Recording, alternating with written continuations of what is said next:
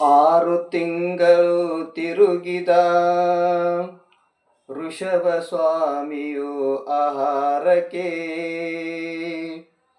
ಕೊಡುವವರ್ಯಾರು ಆಹಾರವನ್ನು ವಿಧಿ ತಿಳಿಯದೆ ಸ್ವಾಮಿಗಳಿಗೆ.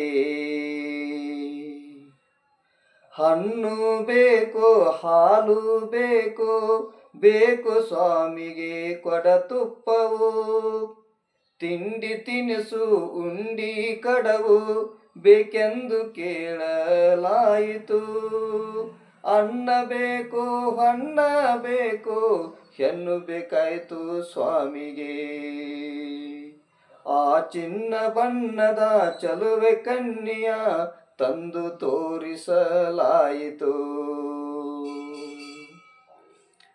ಚಂಪಾ ಚಮೇಲೆ ಗುಲಾಬಿ ಕೇತಕಿ ಸೇವಂತಿ ಕಮಲದ ಹೂಗಳು, ನೊರೆ ಹಾಲು ಹಿಂಡುವ ಎಮ್ಮೆ ಆಕಳು ಬೇಕು ಸ್ವಾಮಿಯು ನಿಮಗವು. ನಿಂತು ಹೇಳಿ ಸ್ವಾಮಿ ನಮಗೆ ಮೌನವೇಕೆ ತಿಳಿಯದು. 4 ಮೊಳ ಆ ನೆಲವ ನೋಡುತ್ತ ಸ್ವಾಮಿ ಹೊರಟರು ಕಾಡಿಗೆ. ಏನು ತರಲಿ, ಎಲ್ಲಿಂದ ತರಲಿ, ನಾ ಸ್ವಾಮಿಗೆ ಬೇಕಾದದು. ನಾನು ತಿಳಿಯನು, ನಿಮಗೆ ತಿಳಿಯದು, ತಿಳಿದವರಾರು ಈ ಜಗದಳು.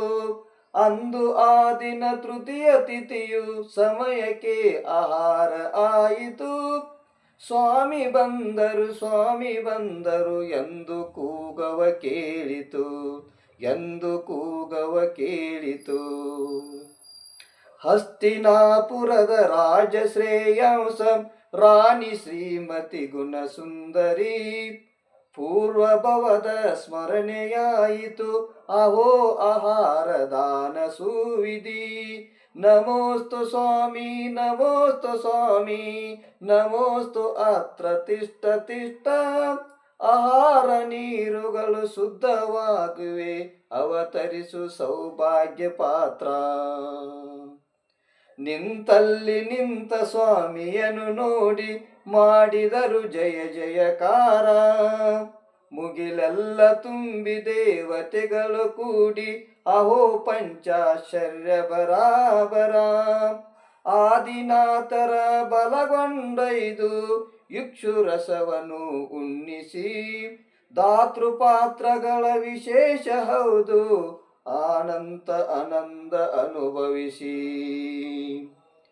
ತೃತೀಯ ತಿಥಿಯು ಅಕ್ಷಯವಾಗಿ ಜನಮನದಲ್ಲಿ ಉಳಿಯಿತು.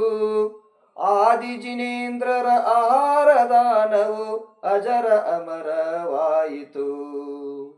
ರತ್ನತ್ರಯಗಳ ಧರಿಸಿದ ಜಿನಮುನಿಗೆ ಆಹಾರ ಕೊಡು ಸೋಮನ.